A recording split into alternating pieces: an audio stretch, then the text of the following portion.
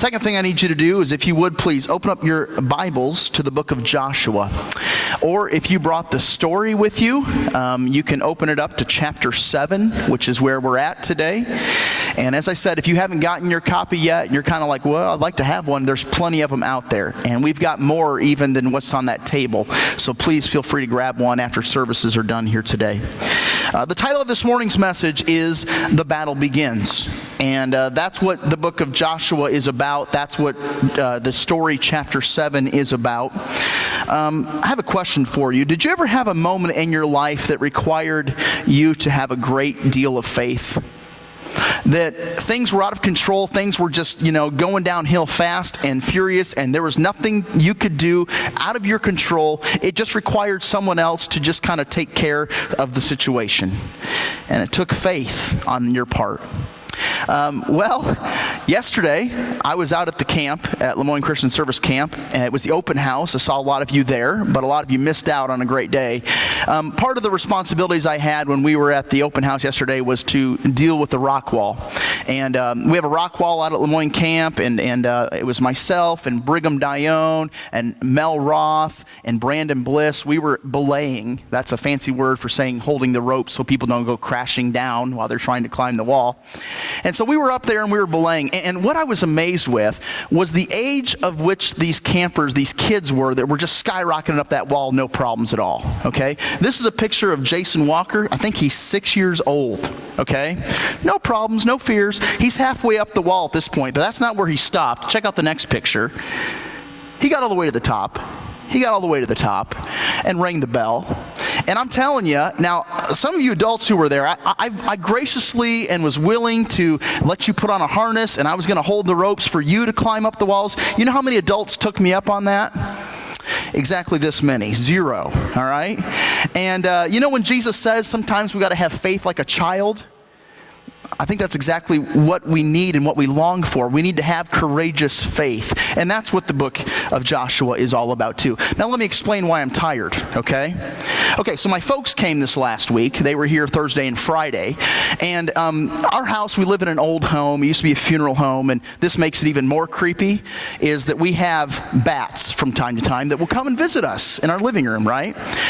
So Wednesday night, we're sitting there, and Lindsay notices this bat, and comes and tells me about it. I said, Mark, there's a bat in the living room. By the time I got out to go find this bat, couldn't find it anywhere. I'm walking around with my tennis racket, poking all the curtains, So we didn't sleep real well Wednesday night, right? Well, thankfully, when my parents came, the bat was nowhere to be found. It didn't make an appearance. Well, Saturday night, we're sitting in the living room, and I'm working on my laptop, finishing my PowerPoint for today, and Lindsay's watching a movie, and I'm looking, and all of a sudden I look up, and there's this bat just circling, okay, in our living room. So, and Lindsay was there. She can witness this. 3 different times, I jump out of my recliner. I got the tennis racket right here next to me. Jump out of the recliner, go over, and I'm swinging this thing, trying to kill this bat, and I miss, okay, 3 times. And it would go back, and it would hide, and I couldn't find it, and have to wait for it to come out again. We'd just do it and come back out again. So I'm a little worn out from the events yesterday. And you talk about having courageous faith. You would not have been proud of my faith or my courage at that moment in time, because even though bats like this big, you just never know where they're going to fly at you, right? And they're just unpredictable. Today, what I want to encourage you with is that life requires courageous faith. More than just climbing a rock wall, more than just trying to fend off a bat, okay? There are times in your life when you're going to need a rock and a shield, something to lean on, something to hold you up and to sustain you. And I pray that you have that relationship with the Lord. But that brings us to chapter 7. The story, chapter 7, opens up actually in Joshua chapter 1. And I want to read the first 2 verses. And you can open up and follow along in Joshua, or the story, chapter 7. Or if you got your Bibles, Joshua chapter 1, verses 1 and 2. Now it came about after the death of Moses, the servant of the Lord, that the Lord spoke to Joshua, the son of Nun, Moses' servant, saying, Moses, my servant, is dead. Now therefore arise, cross the Jordan, you and all this people, to the land which I am giving to them, to the sons of Israel. Got a question for you. Some of you have experienced this, but have you ever lost someone or had someone very close to you die? Some of you have lost parents, and if you've lost a parent, then I imagine that you've felt a little lost in the weeks to follow, because maybe you were so close to your mom and your dad that you always called them all the time, or maybe you just knew that around Christmas time you're going to see them, or maybe you had a big decision to make. You would kind of call them and ask them for their advice. And with their passing, you probably felt a little lost. I imagine that's kind of what Joshua is feeling in this moment. Moses is gone. He was the leader for the nation of Israel, led them out of Egypt, and led the people in their wandering in the wilderness. He was the leader for like 41 years, okay? And he was so faithful to follow God. But he's gone. Aaron's gone. All these patriarchs, all these leaders of the nation of Israel are gone. And God looks to Joshua and says, this is your responsibility. You do it. And I can kind of imagine that Joshua is feeling a little overwhelmed and a little underqualified. Well, God's an awesome God. And what he does is he reassures Joshua by giving him the promise. And so Joshua chapter 1, starting in verse 3, now comes the promise that God is going to give to Joshua. He says, every place on which the sole of your foot treads, I have given it to you. Just as I spoke to Moses, from the wilderness and this Lebanon, even as far as the great river, the Euphrates, and the land of the Hittites, and as far as the great sea toward the setting of the sun will be your territory. No man will be able to stand before you all the days of your life. Just as I have been with Moses, I will be with you. I will not fail you or forsake you. Man, that's a great promise. Hey, Joshua, I know you're feeling a little overwhelmed. I know you think you're not qualified to lead over millions and millions of people. But listen, I'm with you. I'm not going to fail you. I'm not going to forsake you. I will be with you. And God's presence makes all the difference in the world, doesn't it? And here's the cool thing. God has made the same promise to you and to me. I will never fail you. I will never forsake you. I will be with you always. As a matter of fact, in Matthew chapter 18, verse 20, Jesus reiterates the promise by saying, wherever 2 or 3 are gathered together in my name, there I am in their midst. Have you ever wondered why it is you feel so good after coming to church on Sunday?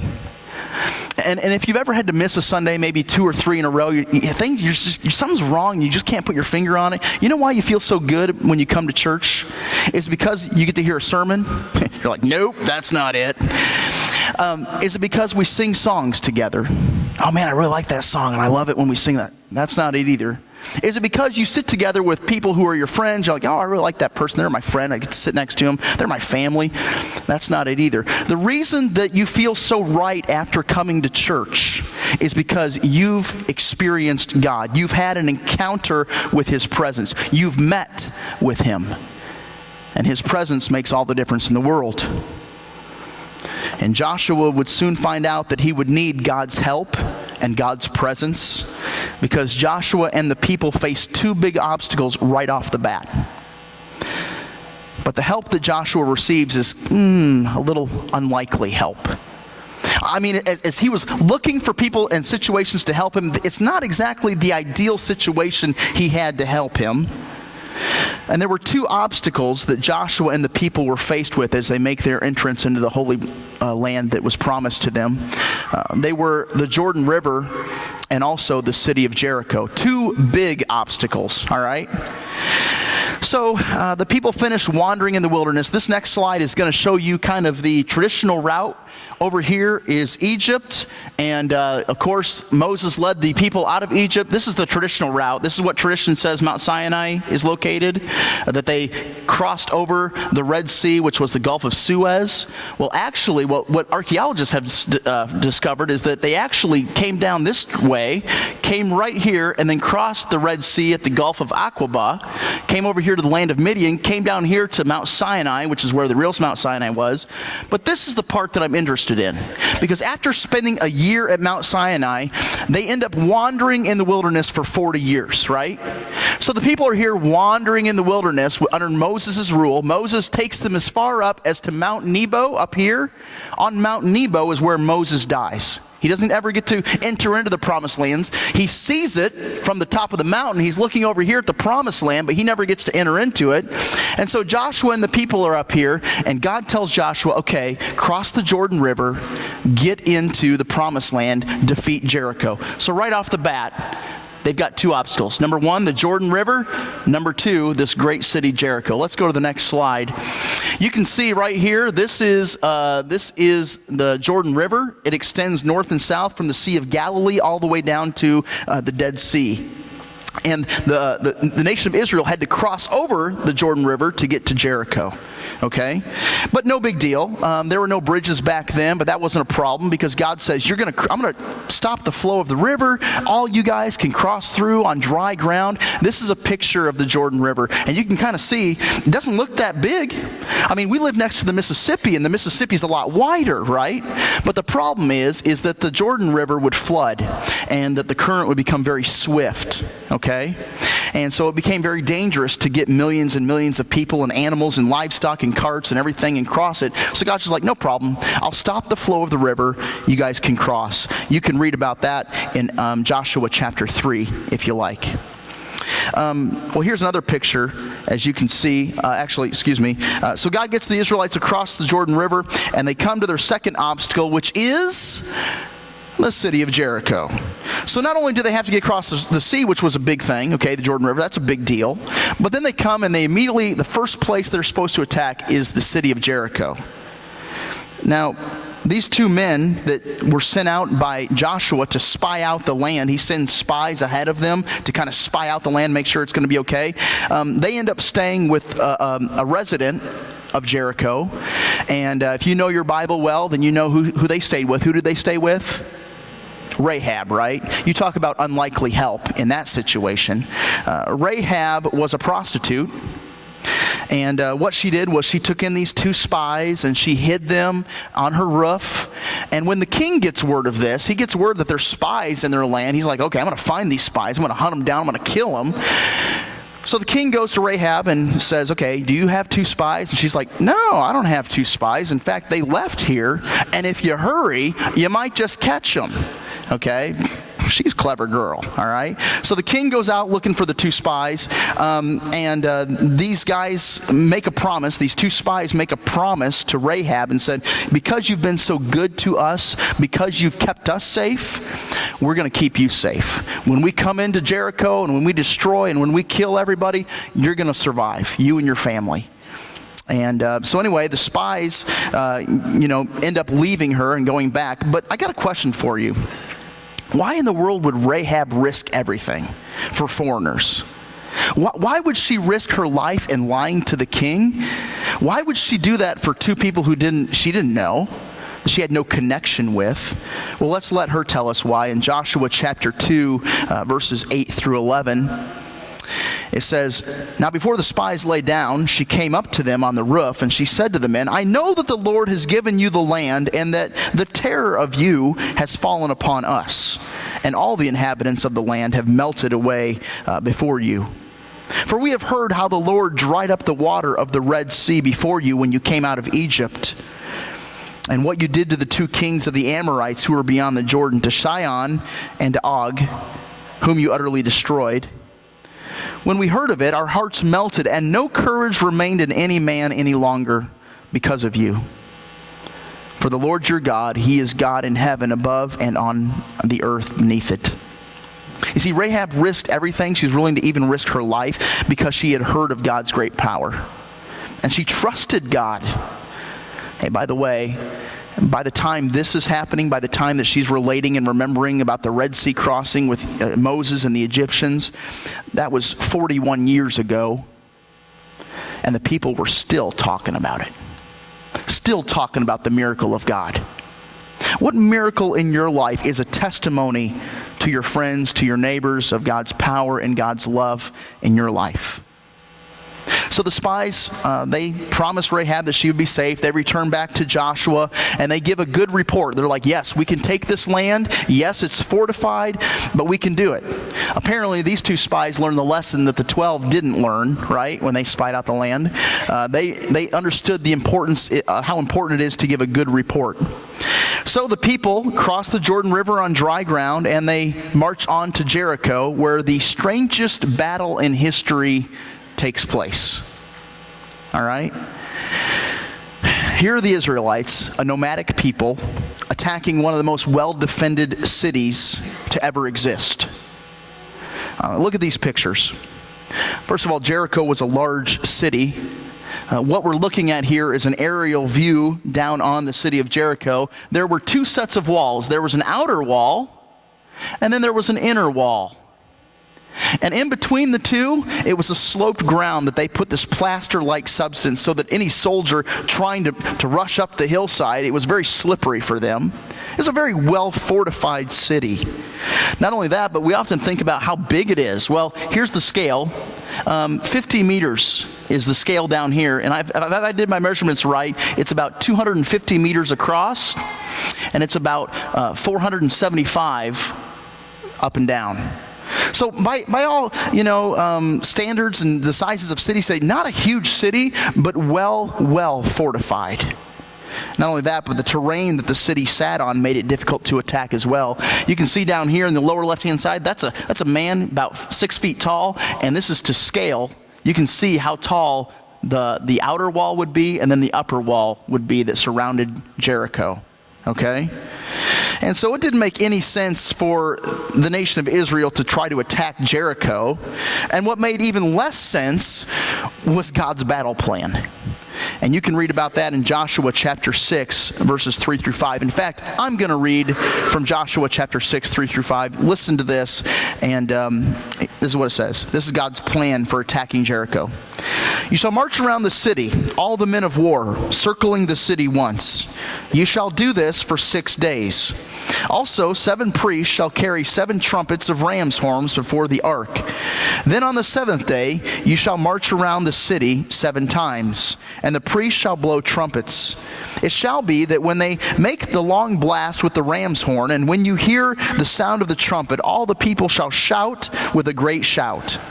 And the wall of the city will fall down flat, and the people will go up, every man straight ahead. Did you catch the battle plan? Here's the battle plan. March, blow trumpets, shout.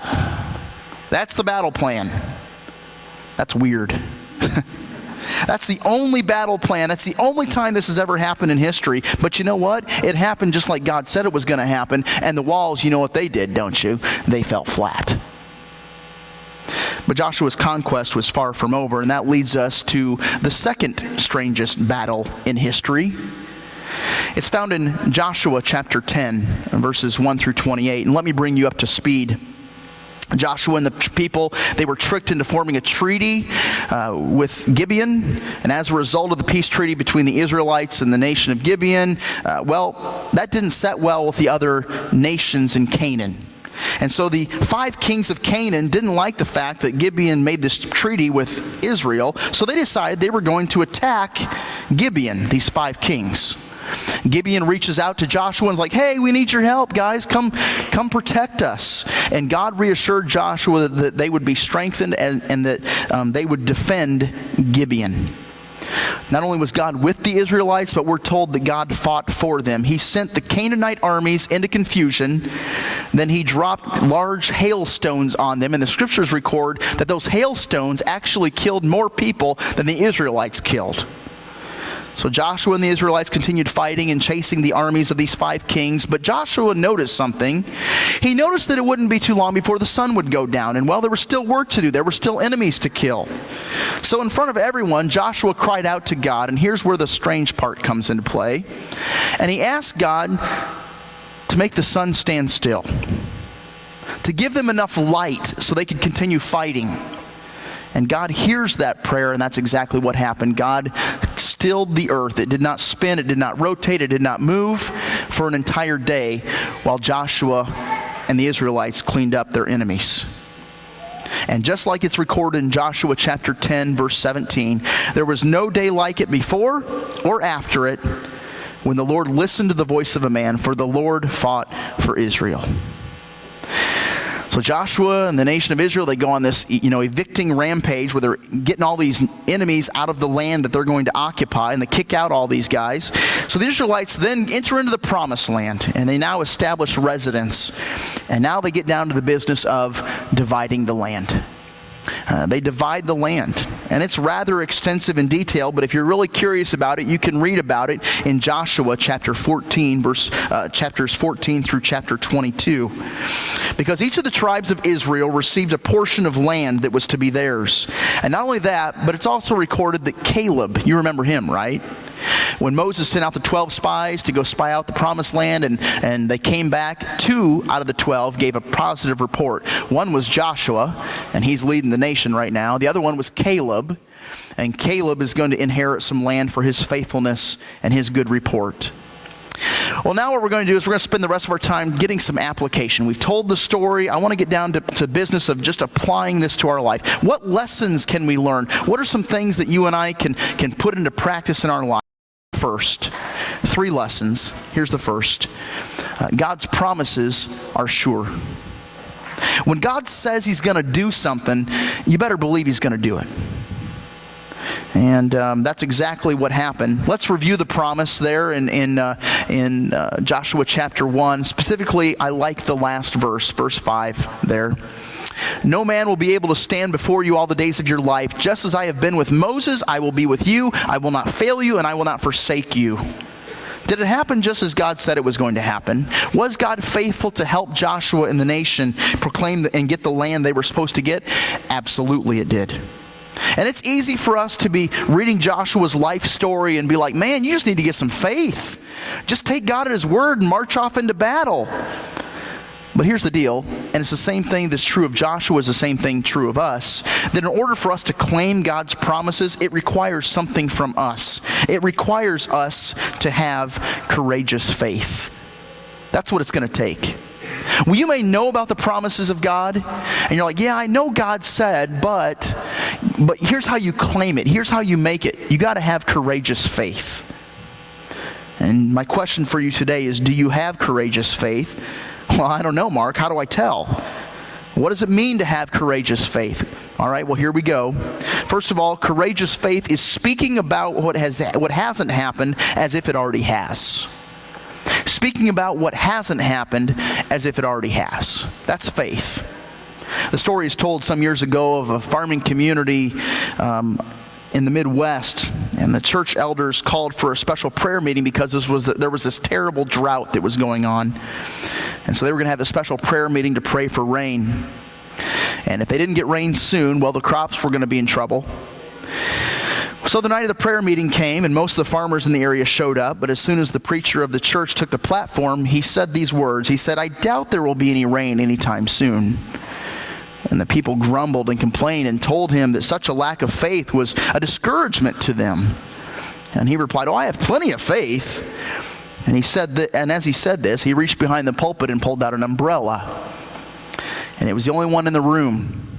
And he said, "We came here to pray for rain. Why then did none of you bring any umbrellas?" And that's what I'm talking about when I'm saying have courageous faith. It's living with confident yet humble expectations. And that's sometimes a difficult thing to balance. Having confident yet humble expectations.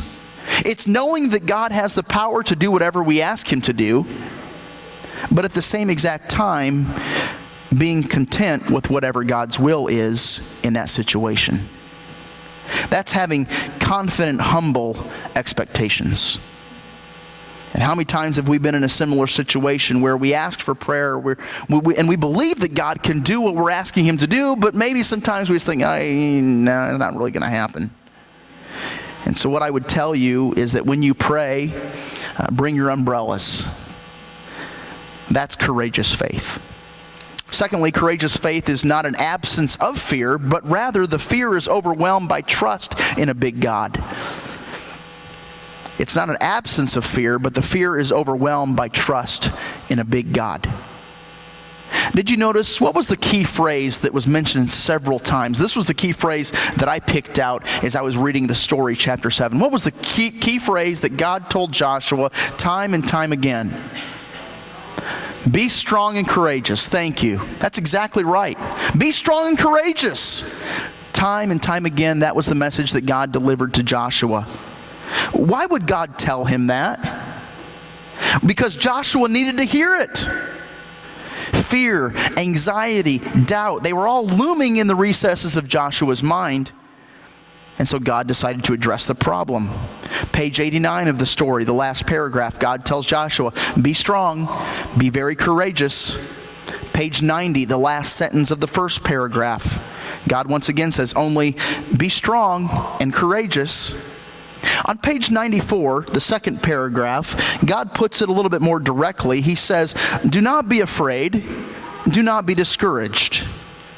And maybe today you're here and you need to hear those words as well. Be strong, be courageous, do not be afraid, do not be discouraged. And then something awesome happens. Did you notice, everybody, if you have your story with you, open it up to page 98 and look at the first sentence at the top of 98. Because this is the key to getting faith, okay? To getting a courageous faith.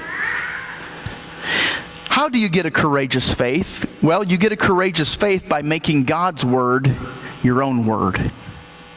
By taking what God has said and claiming it as your own and delivering it. Because on the first sentence of page 98, Joshua is now delivering a message to the people. And what does he tell the people? The same thing that God's been telling him.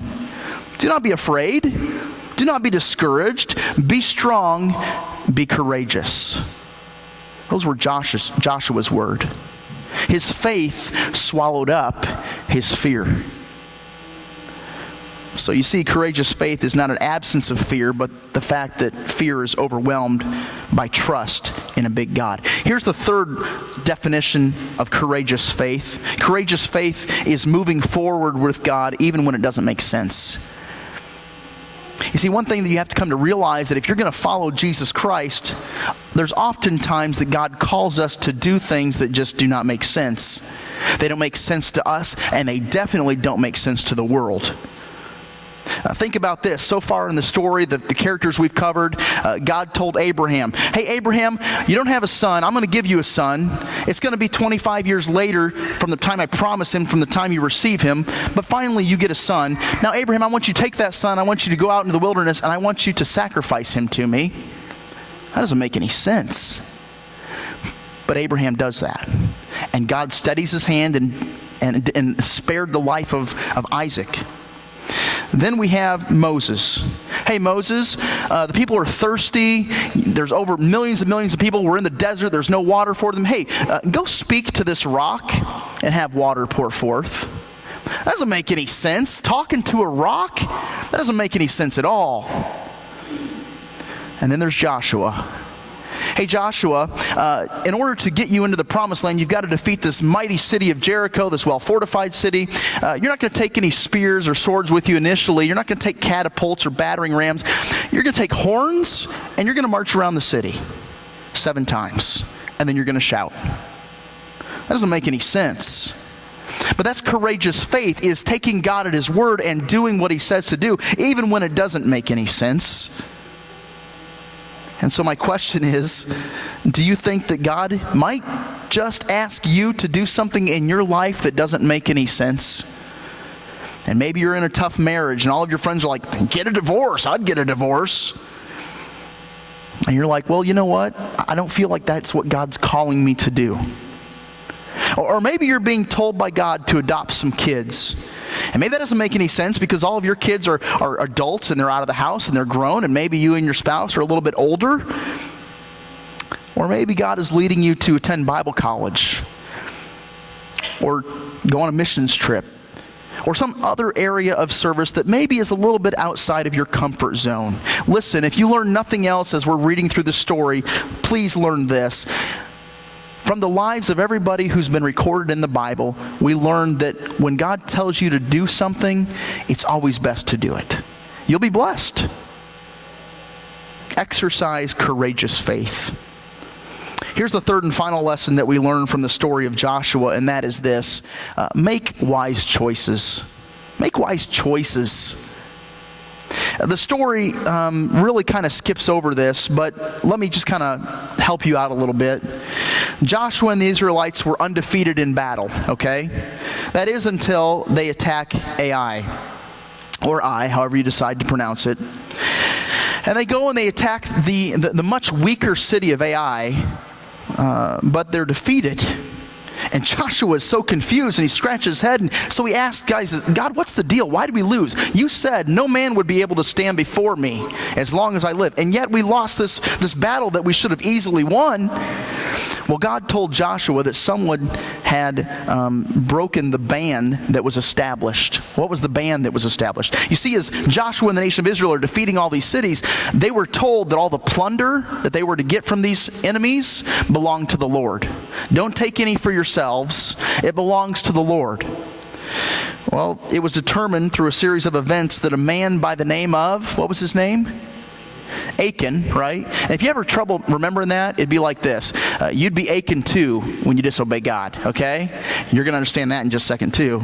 But this man Achan had taken a bar of gold and 200 shekels of silver and a mantle, and he'd taken them into his tent and buried them in his tent. And so what happens as a result of Achan's disobedience? This is where the story is a little vague, so let me give you the gruesome details. Joshua chapter 7, verses 24 through 26. Then Joshua and all of Israel with him took Achan, the son of Zerah, the silver, the mantle, the bar of gold, his sons, his daughters, his oxen, his donkeys, his sheep, his tent, and all that belonged to him, and they brought them up to the valley of Achor. Joshua said, "Why have you troubled us? The Lord will trouble you this day." And all Israel stoned them with stones, and they burned them with fire. And after they had stoned them with stones, they raised over him a great heap of stones that stands to this day. And the Lord turned from the fierceness of his anger. Therefore, the name of that place has been called the Valley of Achor to this day. Here's 3 lessons really quickly that we learn from the life of Achan. Are you ready? Here's the first. God takes sin very seriously. He takes sin very seriously. I don't know about you, but doesn't the story of Achan just terrify you? Good. It's meant to. Because sin is a big deal to God. He's not going to shrug off your disobedience with an eye roll, like, oh, those silly humans. Romans chapter 6, verse 23 declares, the wages of sin is death. Each and every time you sin, you're going to get back death. In fact, sin is such a big deal that God sent his son, his only son, to die on a cross to pay the wages of that sin. To pay the price, your life in exchange for his. Sin's a big deal. Learn that lesson. Here's the second lesson that we learn from Achan, and that is that your sin doesn't just affect you. Okay? Because of Achan's disobedience, the consequences were felt by his sons, his daughters, even his livestock. In fact, take this challenge in your mind. Can you name a sin that doesn't affect someone else when you commit it? When you commit a sin, can you name a sin that doesn't affect somebody else? Lying, stealing, adultery, murder, lust, greed, gossip. The list goes on and on. Every sin you commit affects somebody else. It affects the person involved. It affects your relationship with your friends and your family. There is no such thing as a sin that doesn't hurt anyone. It doesn't exist. Here's the third lesson that we learn. Don't forfeit your integrity for something that shines for a little while. That's some good advice, isn't it? I need to remember that. What I'm forfeiting in order to grab hold of something that is so fleeting is not of equal value. It's not an even trade. If you were to ask Achan, hey, Achan, you really want that silver? You want that gold? Okay, well, it's going to cost the lives of all your kids and all your livestock. You think he would have taken that deal? Absolutely, he would not have. He wouldn't have done the deal. But oftentimes, what catches our eye is so shiny that we rarely think past the heat of the moment. But if we would slow down and we would think what we were exchanging, we wouldn't do it. Because we'd see it's just not worth it. There's more lessons to learn from the story of Achan, but I'm going to let you explore those as you're sitting around the lunch table today with your family. The point is this: make wise choices. Make wise choices as you are living out your life. In fact, that's how Joshua's life story comes to an end, with a challenge to make wise choices. As Joshua is getting ready to leave this life, he has some very pointed words for the nation of Israel to heed. It comes from the last chapter of the book of Joshua, Joshua chapter 24, or page 100 in the story. Joshua's gathered all the people there to him. He's telling them some things. And what's neat is that in verses 1 through all the way through 14, the first 14 verses, God is giving the people a little history lesson, a reminder of where they've been. Let me just read these for you. Then Joshua gathered all the tribes of Israel to Shechem and called for the elders of Israel and for their heads and for their judges and their officers, and they presented themselves before God. Joshua said to all the people, "Thus says the Lord, the God of Israel, from ancient times your fathers lived beyond the river, namely Terah, the father of Abraham and the father of Nahor, and they served other gods. Then I took your father Abraham from beyond the river, and I led him through the land of Canaan and multiplied his descendants and gave him Isaac. To Isaac I gave Jacob and Esau, and to Esau I gave Mount Seir to possess it. But to Jacob and his sons they went down to Egypt. Then I sent Moses and Aaron, and I plagued Egypt by what I did in its midst, and afterward I brought you up out of Egypt. I brought your fathers out of Egypt, and you came to the sea, and Egypt pursued your fathers with chariots and horsemen to the Red Sea. But when they cried out to the Lord, he put darkness between you and the Egyptians, and brought the sea upon them and covered them. And your own eyes saw what I did in Egypt, and you lived in the wilderness for a long time. But then I brought you into the land of the Amorites, and you lived beyond the Jordan, and they fought with you, and I gave them into your hand, and you took possession of their land when I destroyed them before you. Then Balak, the son of Zippor, the king of Moab, arose and fought against Israel, and he sent and summoned Balaam, the son of Beor, to curse you. But I was not willing to listen to Balaam's curse, so he had to bless you, and I delivered you from his hand. Then you crossed the Jordan and came into Jericho, and the citizens of Jericho fought against you, and the Amorites and the Perizzites and the Canaanites and the Hittites and the Girgashites and the Hivites and the Jebusites, and so on and so forth. Thus I gave them into your hand. Then I sent the hornet before you, and it drove out the 2 kings of the Amorites from before you, but not by your sword or by your bow. I gave you the land on which you have not labored, and cities which you have not built, yet you've lived in them, and you're eating of the vineyards and the olive groves which you did not plant. Now therefore, fear the Lord and serve him in sincerity and truth, and put away the gods which your fathers served beyond the river in Egypt, and serve the Lord." And then verse 15, which everybody probably has, most of us have got it posted in our house somewhere. It's a famous verse, but these are Joshua's words, and he's basically saying, hey, make wise choices. If it is disagreeable in your sight to serve the Lord, choose for yourselves today whom you will serve, whether the gods which your fathers served, which were beyond the river, or the gods of the Amorites in whose land you are now living. But as for me and my house, we will serve the Lord. That's my prayer for you and your household this morning, is that as you're deciding and as you're leading and as you're marching forward and having courageous faith and making decisions for your family, that you will boldly, sincerely, and obediently serve the Lord.